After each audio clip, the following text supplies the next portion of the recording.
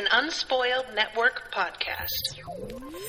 This is Spoil Me, covering One Piece, Season 1-ish, episodes 46 and 47.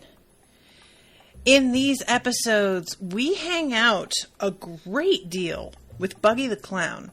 And I'll tell you what, I was like 100% here for it, and I am fascinated. I want to know if we're going to be doing this with every bad guy that we have seen so far. Welcome to Spoil Me.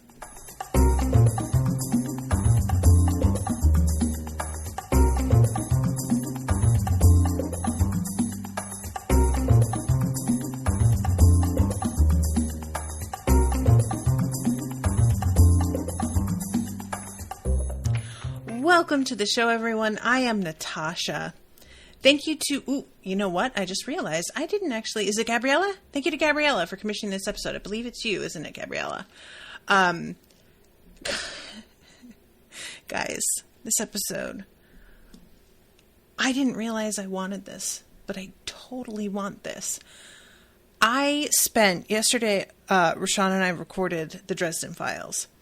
And for those of you who listen to that show, you will be hearing an episode next week in which we theorize what the orientation packet looks like for the Knights of the Blackened Denarius, like when you take on a coin, because there probably is some kind of, like meet somewhere where they take you through the dorms and they talk to you about the pros and cons of the form you're going to take. And I realized how much I love all of that detail about villains and the way they live. I find it really, really interesting. It gives you so much more insight into what they value and what their weaknesses are. And even though this is obviously a sort of silly way to do this, I was so delighted. I really, really enjoyed these episodes a lot. So to start off with, you guys had mentioned last time that I should watch the intro for this episode, I think it was that you guys said, but only for this episode, right? I think you said this was the one time that I was allowed to watch the intro. And I did, and I was really taken aback at how sort of odd the lyrics are for the intro, but it was fun to actually get to watch that this time. I still didn't look at the title card. And it reminded me of how Florian had requested that I not watch the intro for the first episode. But and when I say the first, I mean the very first episode of coverage at all. But it started playing and I thought it was a cold open. I didn't realize that this was the intro, because it was telling you a story, and that's not how intros usually begin. So I intended to not watch the intro, and then it turns out I did by accident anyway. But I only watched up until the theme song begins, because I thought that part of the story of Captain Roberts, is it? That was the cold open, and it wasn't until later that I found out that was part of every intro, every episode, which is kind of wild, because I don't, do we need to be reminded of exactly what the deal is with Captain Roger, thank you, Alex, every single time? I don't feel like we have to do that. That's okay. We got it. It's a very easy thing to remember. Alex says, I've seen better translations for sure for this intro. Yeah, I think that the translations on and I still get why you guys would prefer me to go with subtitles, and I have no problem with that, just to say that. But I definitely run into moments where I'm kind of that was a weird choice, that one. Gabriela says, I made a mistake. You could have watched it for both episodes, but can't again from now on. Oops. Oh well. I watched it for the first of the two. And then the second episode, I just skipped it because I assumed it was going to be the same one. But I don't know. Usually when you're watching on Netflix too, they automatically, when you click like play next episode, they just skip the intro for you the second time anyway. And I don't even have to choose. Kyle says, this wasn't made for binging. If you randomly catch an ep on TV, I'm sure the narration is helpful. Yeah, I suppose so. It's just, one of those things that I at this point, it barely even really feels that relevant, even though it actually is, because we're taking such a circuitous route here. Gabriela says, intro changes next episode. I love the music. It's just so fun. Oh, how can you say that and then be like, but you can't watch it though? How dare you? Why would you do that to me? It's so mean. I also should ask if there are translations of the outro music, because that changed as well. The first half, when I was watching, there was like a kind of wistful gazing out at the sea illustration with like a soft, and now it's like a much more up tempo. And I only catch a flash of it before I turn it off, but there's like, it almost looks like young, like animations of all the characters when they were younger. But yeah, I have to start talking about the actual episode itself. So, like I said, I was not prepared for how much Buggy factors into this whole thing. And we don't actually start off with him. We start off with Luffy and his crew, and they're setting off. They've apparently like docked somewhere for the evening. And it's just a nice like look at the domestic angle of how they live together and how they all get along. I really enjoyed later on when we see all of them sleeping in the hold, I guess it would be, and how they all argue with each other in their sleep. Because I didn't realize it was supposed to be that they were still asleep. I thought it was that they were just like half asleep, but they couldn't quite fall asleep because they couldn't stop snarking at each other. And then once, the camera sort of pulls outside, we see Nami sitting there, and she's just like, I can't believe they still do this shit while they were asleep. And I was like, oh man, that makes sense, actually. And of course, Sanji is hard at work because Luffy just wants nothing more than to eat 24 hours a day. He is still in love with Nami, and she is fine with that. She's completely aware and has no problem. I love later on when they're talking about like people talking about them, and she's like, you don't know what a punishment it is to be a hottie. And I was like, oh my god, I have not loved Nami that much. That was my favorite line of hers for sure. If you're this good looking, somebody's always talking about you. Girl, get on with your bad self. I love you. And she is just sort of observing them all playing tag. And Zoro saying, like, he doesn't want to play. He's going to go back to sleep for a little while until Usopp says something about how, oh, I bet you want to go back to sleep because you don't like losing. And Zoro rises to the bait completely. It's so easy.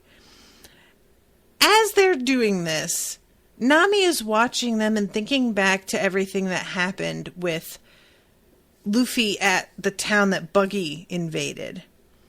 And how she said to Luffy, I'm only teaming up with you, just so you know. Always remember that. And she's watching this and says to herself, because like Sanji sort of hears her, and when he asks what she said, she's just like, oh no, nothing. She says, even after he said all that. What does that mean? Is that her like being surprised that he cares about her? I feel like if that were the case, it would be even after I said all that. And I don't really understand what it is that she's like thinking about here, because it seems almost like wistful, or I don't know, there felt like there was regret in a way, and I don't know what to make of it. But anyway, so yeah, I just feel like there's something going on with her there that is going to have to come up later. And this is like, she brings up, what do you think happened to Buggy after that? And they are theorizing maybe he's dead at the bottom of the ocean, is what Luffy says. But Zoro is the one who's like, yeah, I don't think so. They are very stubborn. And I doubt that he's just dead now. And I'm just going to jump ahead here to seeing Buggy. Because y'all, I'll tell you what. I had completely forgotten about how much of his body was missing. And when he shows up on screen, I fell out. This motherfucker. You know what I want to do? I want to make, like, decorated sugar cookies of this Buggy. Because he's so compact and square. And he's such, like, bold colors and so weird looking. And I don't know why, but that, like, came to mind immediately. There's something so tidy about how self-contained he is. And it just completely caught me off guard. He's still got a little cape. I mean, the cape shouldn't be as short as it is. Like, it doesn't make sense that the cape resizes itself. I don't care. It's fine. This was so good, you guys. And the show, like, they hold on to his body parts and, like, go and bury them, which I think I said in one of the first episodes of coverage how much I appreciated that this show was willing to show male characters crying with no understanding of how frequently that was going to happen. Because the entire crew of Buggies is just openly weeping for the whole episode. It's like constant. No, there's not a dry eye for practically the whole thing. Both episodes, really. But yeah, so there's a big comment there from Alex. Kyle says they have to have made an action figure of Buggy that comes apart. That'd be fun to have. Alex says these 2 episodes are an expanded version of the first cover series of the manga. Essentially, he uses the covers of like 20 chapters to tell a side story about a villain or a side character we've met, and those are called cover stories. Okay. Oh my God. Gabriela says like a Mr. Potato Head. 100%. Yes. Alex says, sadly, the anime doesn't cover most cover stories, though. Which is surprising, considering how much you guys say that they have to pad things out because the anime didn't want to, like, overtake the manga. If they've got cover stories to work with, why wouldn't they just take advantage of that? That's, like, built-in extra content you could do shit with. What's the point? Alex says, apparently ratings drop immensely when Luffy isn't there. I mean, okay, I just don't, like, I found this so much fun. And Luffy's not there. It's just that he's not the focal point, but he's coming. And I enjoyed Luffy a great deal, but I am all about seeing, like, this side shit. I don't know. I guess that's the thing with kids, though, especially, like, younger people. They have their characters that they get fixated on. But anyway, so this starts off with Buggy having built his raft and yelling about how the score must be settled. And I cannot tell you guys, his rage when he is as short as he is so hilarious to me. He's like a very angry baby. And he gets on his raft and is like, set sail, let's go. And the instant that he is on the water, he gets attacked by, like, basically piranhas and just barely manages to make it to the island. And oh my God, you guys, I just saw the title card. I said that these should be called The Adventures of Buggy the Clown, and this title card says Little Buggy's Big Adventure, which is even better. Little Buggy's Big Adventure. Oh, I love it so much. Why is that so great? I love this. Little Buggy's Big Adventure. That's what they should make of. Screw Six Flags Great Adventure. Somebody needs to make a Little Buggy's Big Adventure just theme park and have it be all One Piece themed and like nautical rides. That would be really dope, actually. That'd be a lot of fun. Anyway, and he lands on this island, and it turns out that he is with our old friend. We don't find this out until later. But yeah, he is on the, what is it? Gaiman and Sarfunkel were their names, right? So he's on Gaiman's island. And the first person that we see, or the first creature that we see, is a little baby bird. And this baby bird turns into a Looney Tunes style farce that really was so great. I loved it.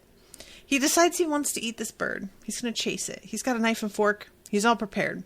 Chasing this bird. It has a sibling who is very angry at this person taking liberties and goes and summons its mother feels not right. Big brother? Grandfather? I don't know. Protector.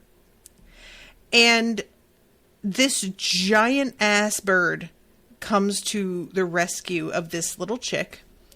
And I really wasn't sure what, like, Buggy's reaction was going to be to this. Like, whether or not he was going to back down or try and fight the bird. But he immediately apologizes and runs away.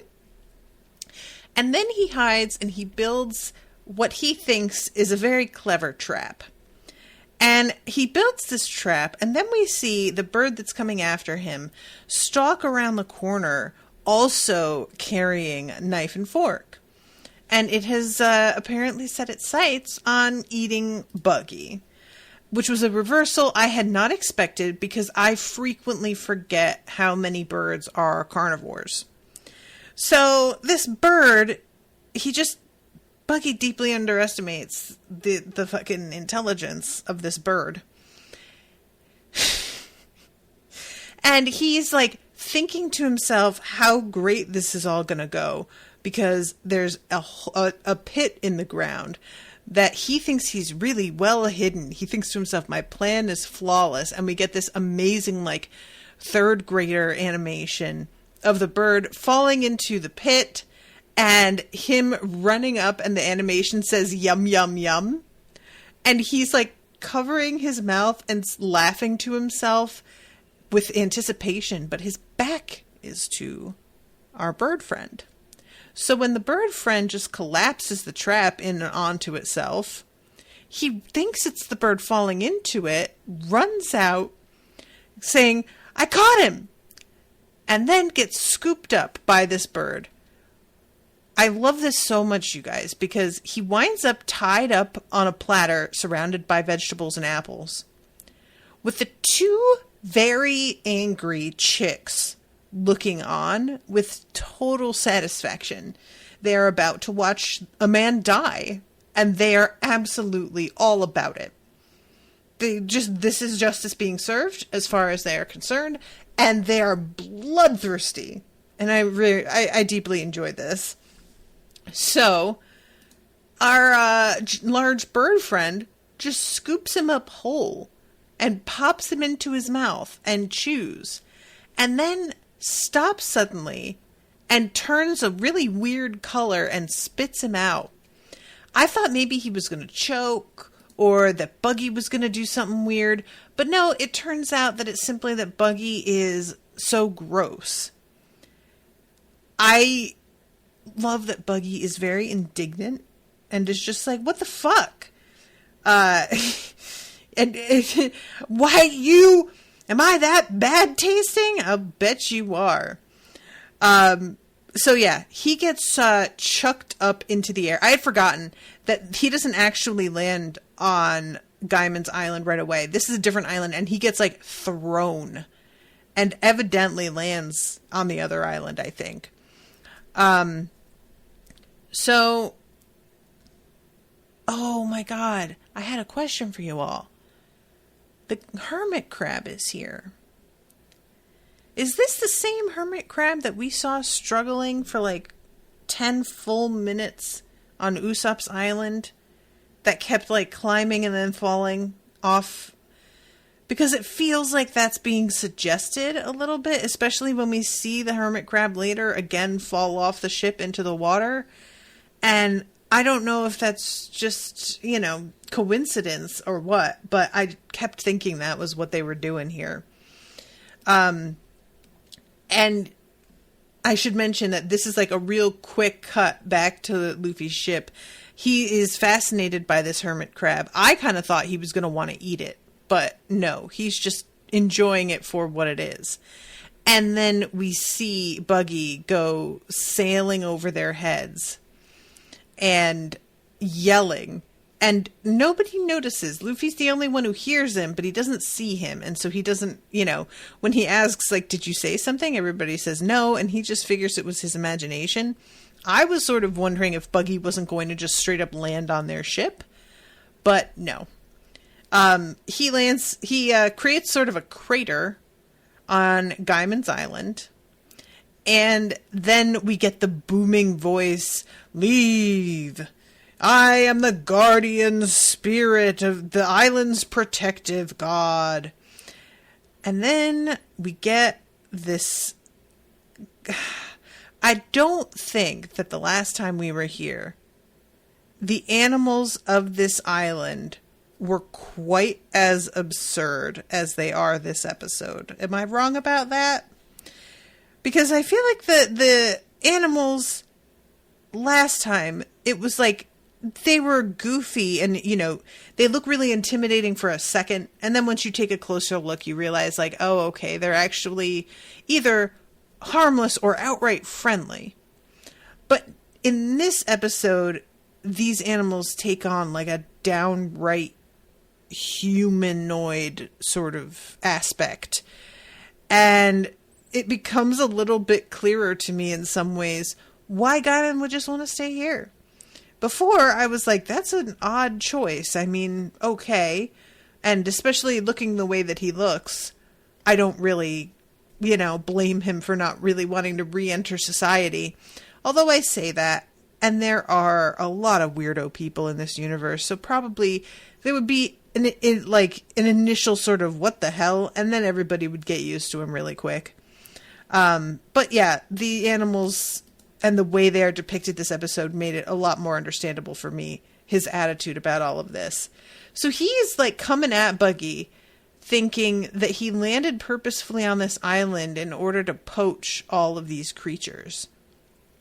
And Buggy has to be like, dude, I'm not here on purpose. This wasn't like, I didn't choose to be here. And he is like, the animals are pretty cool, but this is not my objective. And when Gaiman calls him a treasure at one point, he's like, what are you talking about? This isn't treasure. Treasure is diamonds and gold and, all of this. And before they like become friends, they have a bit of a battle, a bit of a fight here. I love when he sends his hand out to grab Gaiman by the hair. And Gaiman says, "Oh, no, you have a devil fruit power." And he says, "So what if I do? You're nothing. What are you?" And then we get the same joke. Are you a boxed and sheltered son? Again. I wish so much that this landed for me, because I know, like, you guys have explained to me the joke itself and why this works. But obviously, like, in our culture, this doesn't hit. And I just wish so much that this recurring joke would work for me, because this is something that, for me, I always enjoy a joke that gets sort of repeated again later at a later date. You repeat it once or twice, it's funny. You repeat it 3 or 4 times, it stops being funny. You repeat it 6 or 7 times, it's funny again. That kind of thing. And I've been overly pampered since I was just a little boy. Of course I'm not! Don't do stupid gags! And they get into a fight. It goes on for some time. The animals are just standing around eating fruit and spitting seeds out, and pretty much the equivalent of chilling and eating popcorn and watching the whole thing. I really would have thought they'd have been more invested in their buddy winning and would have, like, thrown in with him. But they do not do that. They just watch. And I guess that's supposed to depict just exactly how incredibly mellow they are. But I was sort of like, wow, y'all ain't loyal at all. Like, come on. I do really enjoy how many different, there's a couple of, especially in the next episode, attack technique names that are really fun. One of them is like festival, and the one that he uses here is just chop chop quick escape, which just means that he splits into a bunch of parts and goes in every direction. But eventually Gaiman gets him at gunpoint, and this is when he's like, these animals aren't treasure, and explains that he is a pirate. And Gaiman immediately starts to get emotional because it's a fellow pirate, the way that he did before. And I thought for sure later on they'd talk about youngsters. And I thought it would come out who they were each talking about. I thought that they would realize, oh my God, we're each talking about, I thought they'd say something about the straw hat.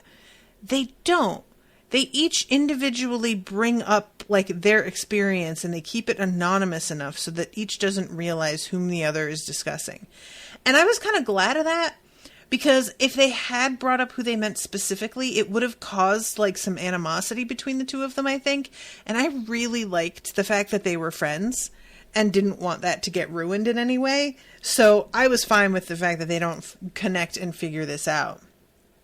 And when we cut to later on, they are hanging out by the fireside and drinking booze from this barrel and eating food, and all of the animals are in a conga line. And evidently the animals are also drinking, because they have a sort of shorthand to indicate how drunk everybody is, which is to make their faces really red.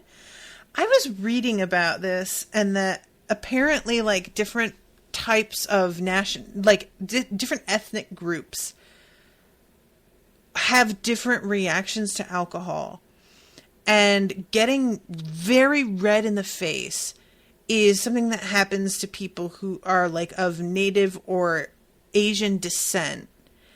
And it's like it tends to crop up more. And I have a lot of Native in me from my father's side. And guys, I turn so red when I drink. I have had people be alarmed by it more than once. Just be like, are you okay? And it always catches me off guard when I, am at a bar or something and I go to the bathroom and I see myself in the mirror. I'm always like, oh, right. Especially if I have makeup on. Because I get so uniformly red, it'll sort of show areas where my foundation isn't even, and it'll be very blotchy in that spot, the red showing through. And I've been sort of thinking about that, like with my wedding coming up, because there's going to be a lot of photos taken. And I just keep thinking, man, I better get that foundation right, because I'm going to look really weird in some of that. But also, I enjoy that flush. If there's just a little bit of it, I feel like it can be very flattering. So I really liked this, the fact that they get red like this. And all of them doing their friggin' conga line. They're dancing. They're having such a great time. And Gaiman just says, I'm really sorry about earlier, and I thought that you were a poacher. And they talk about how, like, they each are pirates and they identify with one another. It's so cute, guys. I really wasn't ready to see Buggy and enjoy him and like him. Now, I have to assume that we're going to go back to having to hate Buggy because, frankly, the man's a lunatic. But I kind of want him to come around on Luffy and for Luffy to come around on him and to form a sort of uneasy alliance. Just, you know, just a for instance. It's not like, it doesn't have to be that way. But I deeply enjoyed his, like, oddly disarming childlike excitement over things. And he is extremely violent. But there's also something childlike about that as well. He's like a kid having a tantrum, you know? Oh, Kyle says, I've heard that's why clowns have red noses. It was meant to invoke drunkenness and buffoonery. That makes total sense. That has never occurred to me. Huh. Well, I guess, you know, Buggy being here with his red nose, that, I guess that all falls together in this episode especially. So, let's see. Oh, yeah, Gaiman calling him a real stout-hearted guy. And he explains about, you know, how he wound up on this island. And when he just says, I was looking for treasure, immediately Buggy starts to bug out. And Gaiman has to be like, dude, no, there's no treasure here. If there were treasure here, I wouldn't still be here. And he's like, oh, okay, yeah, that's a fair point. And he explains that he's been here for 20 years. And Buggy cannot wrap his head around that. And is like, why don't you just come with me? Be part of my crew. And again, Gaiman is so touched by this. And he turns him down. But it's really cute. I just love how much, like, how touched Gaiman always is. It's just, I enjoy Gaiman a great deal, honestly. I'm glad that we get to see him again. I am going to assume that this isn't the last time we'll see him ever, but I have to assume that we're going to be moving out of East Blue, and so the likelihood will go down, you know, the time between things. I love when he tells Buggy that he's going to stay here, that he can't leave his friends. The expression that Buggy gets on his face as he's watching these animals just boogie down. He is not impressed and does not get it at all. And of course he wouldn't. They have very different priorities. This is one of those things that I always find so weird with the show and the way, like, its attitude towards pirates is that they want to pretend that, like, being a pirate and being a sailor are the same thing. Because if you're a pirate, you're raiding and looting. Like, that's just what piracy is. But it doesn't seem like we never see, like, Luffy or his people do that. They'll come in and fuck with somebody who's fucked with other people. It's more like they're cops, honestly, not pirates. And Gaiman here being like, I was a pirate too. I'm like, I mean, I guess I don't know what your whole energy was like when you were with that crew, but I can't see the Gaiman that we know joining up with Buggy's crew and enjoying himself. You know? It just doesn't feel like it's his wheelhouse, that kind of wanton destruction. He just, like, bashes a whole town into the ground. And for fun, with his little buggy balls. I just don't see Gaiman, like, being game for things like that. Anyway, so they talk about the, you know, youngsters that they ran into. I love how in Buggy's memory, this was just a humiliation for no reason. He doesn't think of any of this in the context of what he did to this town. It's purely the fact that this, like, monstrous kid just came here and chucked me into the water. and I guess onto an island, as we see. Like, he landed straight on an island.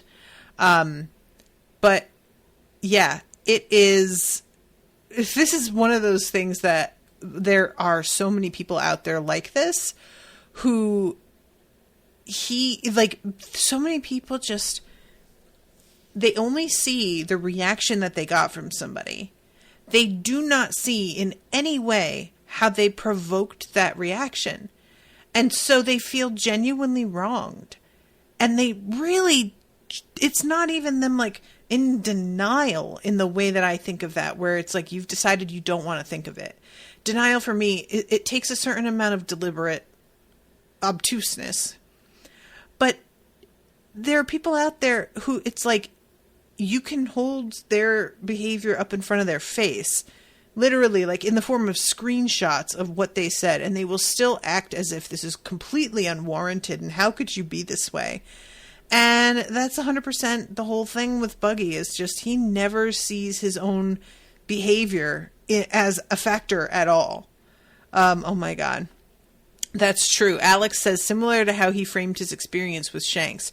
Right, as if like, oh, he did me a great wrong, when he tells the story to Luffy and Luffy's like, so he saved your life? And he's like, that's not the point. I'm like, it's absolutely the point. You were trying to steal shit and be shady, and you got screwed because you were an idiot. That's not on them, buddy. But there it is. Human nature, kids. So then we have them bidding one another goodbye on the shore. Both of them very teary-eyed after having gotten to know each other overnight. It's just terrible that he has to take off again. You know what? I say that it's like the next day because it feels like they're treating it as if it's the next day. But he landed on this island and didn't have the raft with him or anything. So I don't know if there's supposed to have been a bit of a time lapse here between when he decides that he's going to leave and when he actually builds the raft. I might just be like reading into that a little bit too much, and it's just sort of that cartoon thing where, oh yeah, you can throw a raft together in an afternoon, you know, that sort of thing. Have you guys seen Castaway and how he like attempts to leave the island on a raft? Shit does not go super well. So he is heading out into the water, and as he's like going away from the island, Gaiman is thinking about how he should have said to watch out because there's a lot of weird things in the water. And as he's thinking this to himself, a giant lobster? Crab? I guess a crab? Attacks Buggy's ship. And Florian's response to me talking about Castaway, shit doesn't go super well. That's the whole movie. True. It was one of those movies that I remember hearing what it was about and not really being interested.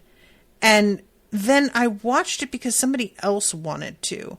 And I was really surprised at how completely mesmerizing it was, considering it's one dude and no other supporting cast for like 80% of the movie. That is not an easy thing to pull off. I really wonder how it would hold up now, because it's the sort of thing that I think about fairly frequently. I especially love the moment where he's like at his little reception at the airport and he looks at this big tray full of seafood, and like, you know, he had to fight so hard for every tiny little meal, and here goes all this food that's just sitting there wasted. But anyway, his ship gets attacked, and we have one of those kind of neat tableaus that happens here and there in the show where it almost looks like an oil painting or something. Like it's a really detailed, intricate illustration. And he's fighting against this crab, and it's not going well. I say fighting. That implies that he has any ability to inflict damage on the crab. He does not. He's essentially just trying to stay alive here. This thing busts his raft up immediately. And then here comes the heart ship. And I can't think that this is the same woman because she's so tall. I was thinking when we saw her at the end of the last episode, we just see her lips, I think. That maybe it was meant to be that it was like the same captain, but that she was supposed to have like lost all this weight, you know, sort of a makeover situation. And now I'm like, she looks so much taller. I don't feel like that could be, even this show, I don't think would necessarily do it that way. But maybe I'm wrong. Maybe the show doesn't give a shit about things like that. I am disappointed, though. I have to admit this. I really enjoyed there being like a weird fat woman captain. And y'all know that I was immediately like, oh my God, I want to cosplay her. Because like, it was just, it's not something that happens often. And even though her fatness was a punchline a lot of the time, to a point, I know that's just sort of unavoidable in older media. And I was just willing to cope because there comes a point where it just feels like beggars can't be choosers. But I'm a little saddened now that it looks like either she has undergone a transformation or been totally replaced. And I'm just a bit like, meh, indignant, disappointed, whatever. But anyway, yeah. She reaches down into the water and scoops him up. And once we actually like see her in her whole outfit, she's wearing like a white bikini top and a white cowboy hat. She's got a long purple sort of like duster jacket and like pink and white striped, what I would imagine if you saw them in person are like linen pants. And the lining to her coat is also pink and white striped. You can see like the cuffs turned up on the jacket. And a purplish top tied around her waist. I think that's meant to be whatever top it is that she's not wearing because she's in this this weird bikini top outfit. So yeah, she saves him. And everybody acknowledges that she's very beautiful. But there is nothing from Buggy in the way of like lustfulness or crushing, which I sort of expected. I thought that we were going to have him be, you know, like one of those bug-eyed, well, damn. And we don't get that. Later on, when he introduces her to his crew, they're like, okay, so who's this hot one, though? But they aren't disrespectful or shitty about it. I was thinking we were going to get a bunch of Sanjis. And no offense, Sanji. It's not even like you're super shitty about it, but you are like a little shitty about it. And I'm grateful that they aren't all behaving the way that you behave. You can be charming because we know you. And I'm able to give you a bit more of a pass because I like you on a personal level. But if everybody behaved like you, Sanji, I would not be able to stand for it.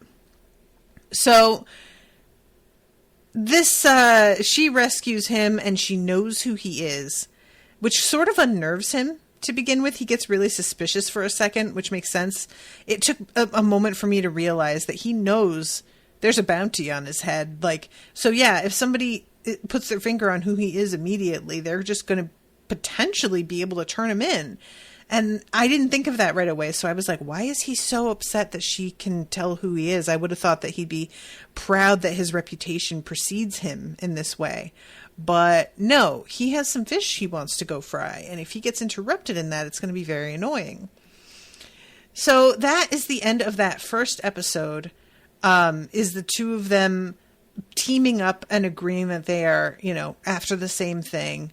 We have a moment with the crew, and by the crew I mean Luffy's crew, and they are all arguing in their sleep. It's a really pretty illustration, too, of what looks sort of like the Milky Way in the sky above their heads. And Nami just sitting outside the cabin, awake, marveling at the fact that they're just arguing with one another.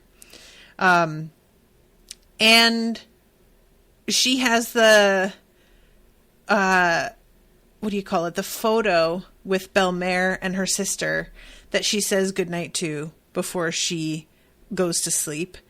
Apparently all the boys sleep in hammocks and she's the only one who sleeps on like, I don't know if it's a bed or if she's on like a couch or what, but I found it kind of funny.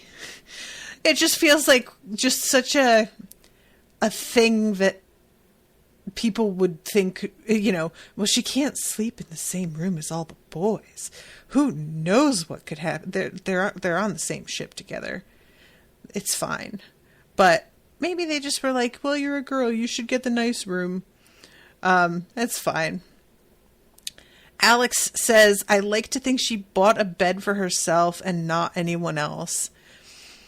That could be fair. Or that, there was a fight about who was going to get the bed, and then just Sanji completely overrode everybody and was like, obviously Nami-san is getting the bed, you jackals, you absolute ingrates, because I could see him just immediately siding with her on anything and her letting him.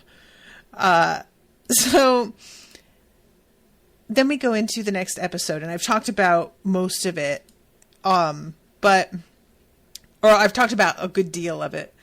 The crew is all coping with the fact that they have lost their Captain Buggy. I was genuinely not sure how they were going to react to it, and I was expecting more fighting right out of the gate. Instead, it takes a while for them to get around to that. They all mourn and seem to genuinely be bummed about this.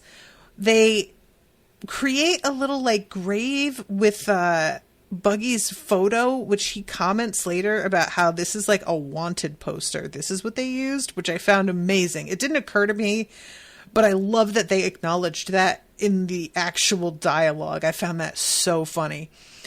And they have all of his body parts just bundled up. And I kept thinking to myself, how long would these body parts stay good for? Because of the magic that sort of, is inherent to a devil fruit, I imagine that they would just stay good as long as Buggy is alive. And when he dies, then those body parts begin to molder, far away as well.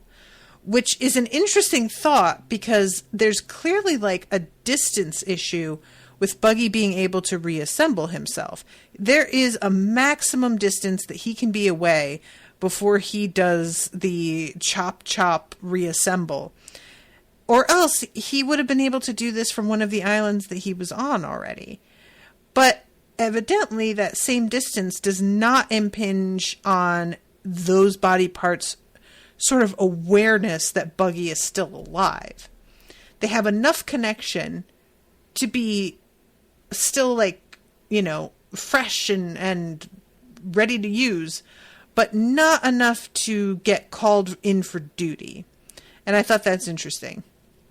Alex says he couldn't to begin with because they were tied up, though. That's true. I keep forgetting that the crew left them tied up together. One would really think that the crew, knowing how Buggy functions, it would have occurred to them that they should, but they're not real smart. It's fine. Okay. This funeral, Richie is the name of the lion, is also crying here, and I really didn't expect Richie to become quite as much of a factor as he does. But it's 100% fine with me, just for the record. So then we have the two second in commands fighting over who is going to take Buggy's place. Kabaji, the acrobat, is he the acrobat, or is he the animal trainer? The animal trainer isn't also an acrobat, is he? I'm losing track of who is who here. Okay. Alex says Moji is the beast tamer. Okay, so then Kabaji is the acrobat / juggler type. And the two of them decide that they are going to fight. And they have this be like a really official match. They build like a ring to fight in and everything. And I honestly, for a minute, I was pretty impressed with the fact that this was going to be something that is like an event that's witnessed by the rest of the crew, so that it's so official nobody can gainsay whatever the result ends up being. But it doesn't go the way that either of them wanted it to, because they're so evenly matched in so many ways that they wind up immediately destroying one another's weapons. And then having to just go fist to fist, at which they are equally as evenly matched as they were with weapons. Until nightfall, they are still fighting with one another. And everybody else has just, like, I won't say they've lost interest, but there are some people who are like, well, you know, it's dinner time and it's all well and good that this fight is happening and everything, but somebody's got to eat. Somebody's got to make food, you know. And Richie, off to the side, he is sleeping, and he has a dream that he becomes captain. And it's almost like the way that this is illustrated. It's almost like he wakes up and without even intending to do it, he interrupts their fight and beats both of them. Like before he realizes that he had been dreaming. You know what I mean? Like it's sort of like he's acting as if he is still in the dream, and then kind of comes back to himself, realizing, oh God, that I'm awake and I actually just did that. And so he winds up getting the title of captain. And neither Kabaji or Moji seem mad about it. I was certain that one of them was going to have a fucking issue. Not so. They both seem pretty well satisfied with the fact that they got fairly beaten and Richie beat them, and that's all there is to it. And I don't know why that tickled me so much, but I just loved that. Especially considering that, like, Moji being the beast tamer, one could, like, see from his perspective being sort of insulted that the creature that he had tamed and taught to do tricks and obey commands is now his boss. But no, he's fine. It doesn't matter. I just sort of admired both of their willingness to, like, follow their own rules. These are the guidelines we set up. We got beaten fair and square. There it is. All of this, by the way, is being overseen by a very disapproving owl. This owl is watching all of the proceedings from the sidelines with a general air of... It's almost like contemptuousness, I have to say. That owl is like, you guys, all right, fine, whatever. So, we have the ascension of Richie to captainhood, and just as he is really feeling himself, he's got a coat, he's got a hat, there's confetti being thrown. All of a sudden, there is this sound of drumming, and they look up, and the natives are restless. It turns out that they are not on a completely unoccupied island, and we've got a cannibal tribe that is here to eat all of them. I'm not going to bother commenting on this depiction of a native tribe because really, what's the point? You know, what can you do? It's not like they seem to be in particular, you know, imitation of any extant tribe that I can think of. So I'll just go with it. Whatever. And they are badasses. Like, everybody tries to fight back against them. And these guys are barely breaking a sweat and taking absolutely everybody down. And as this is happening, Buggy is landing on the on the island. And I realized, like, by the end of this, not only has he not asked this woman's name who rescued him, but we as an audience don't know who this is either.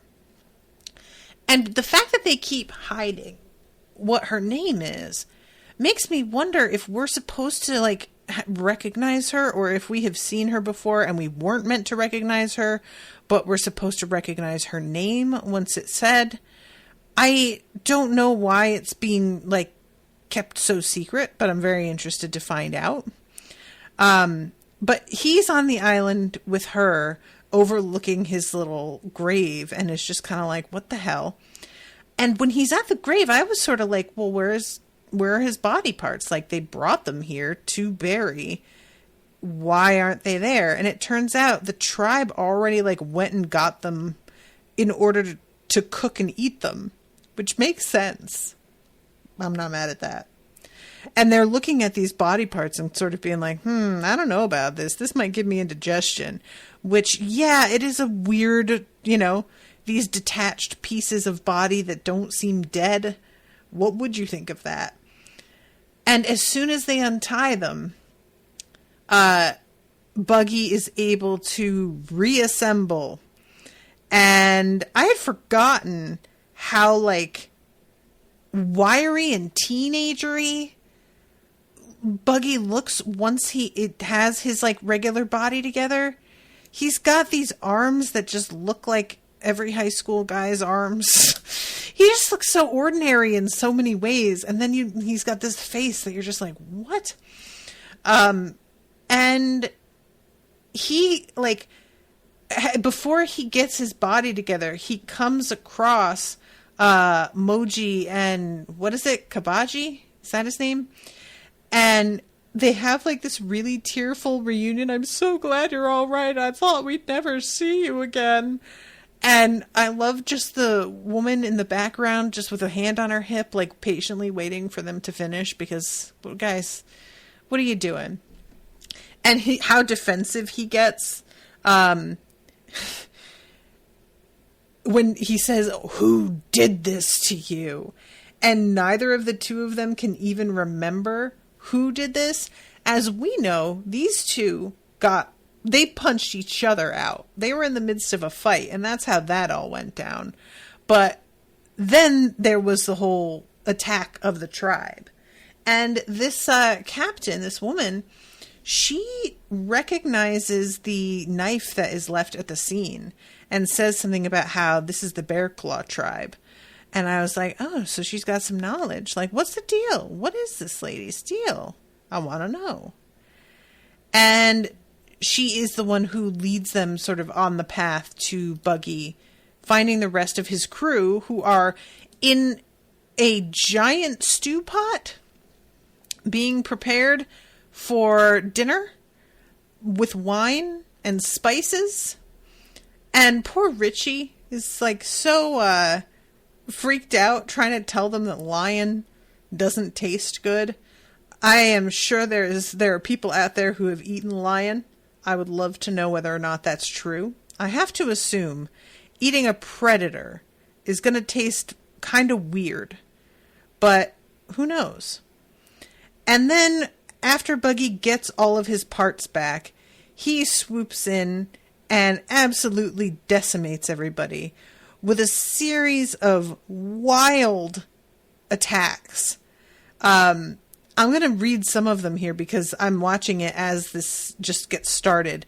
And he knocks some guy directly into the stew pot that all of his men are in, and it gets knocked over and they're all freed.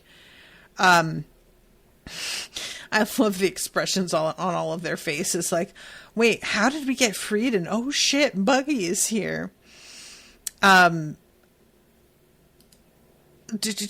trying to get to the part where, oh, that's right. He, like, knocks everybody out with a series of punches from all of his, like, disembodied parts. I'd forgotten that that's how that goes. And, oh, he has the shoes with the blades in them. I have to thank you for you all for everything you did to my men. Here I flashily come. Guys, I missed the flashy. Chop chop kick. Boring name. We can't do better than this? Chop chop punch. Again. Come on, guy. But then die flashily, which almost makes up for it. Chop chop rice cracker. What? And then here comes Chop Chop Festival. And that dude, like, gets his head shoved through a wall? And then Chop Chop Carnival? Where he, like, goes after somebody by the neck? It's a lot of different... But the Chop Chop Rice Cracker, that's the one that I'm concerned about. What is that? Why? What? Rice Cracker. Anyway, he takes these guys out with no trouble. And then goes to introduce this woman. And again, he asks what her name is, and we just have her looking at the camera. And then an abrupt cut to him and his crew back on the ship again. So we didn't see what she said. And she's accompanying his ship. But her ship is significantly smaller than his. Hers is the smaller one, right? Because we see an overhead shot. And there's a ship that's like... looks the size of a football field, and then one that looks like the size of a Honda Civic. And I felt like she was meant to be in the smaller ship, but I'm not positive what's going on there. And the last shot, we go back to Luffy's ship, and Zoro snoozing on the deck, as is his wont. And this is when we have the moment where he's seeing Captain Rogers' Island, and everybody starts commenting on how close they are and the things that they're going to do. Sanji wants to go get some more ingredients, and Usopp wants to get some more supplies for making his weird stuff. Zoro wants to go to the weapons store because he only has one sword, which is not good for a 3-style sword user. Of course, Luffy wants food. I mean, that's not said, but we know that's true. He's very focused on the fact that Gold Roger was born and executed here. And Nami is impressed with the fact that he actually remembers. And it ends with him saying, the city known as the beginning and the end. And everybody looks very optimistic and excited. And I believe that is how everything ends. Is like the look. Yeah, that's everybody's like, cutting from one face to another and their expressions. So that is the end of the episode. And I guess we'll see what happens. Dun, dun, dun. All right. Well, thank you guys again so much for hanging out with me. I appreciate you all very much. Thank you to Gabriela for commissioning this. I hope that you all have been enjoying the coverage. And I will be seeing you again pretty soon, I think. Let's see, when's the next one? Yep, Tuesday next week. So very next time I'm doing these with a new episode. So until then, toodaloo, motherfuckers.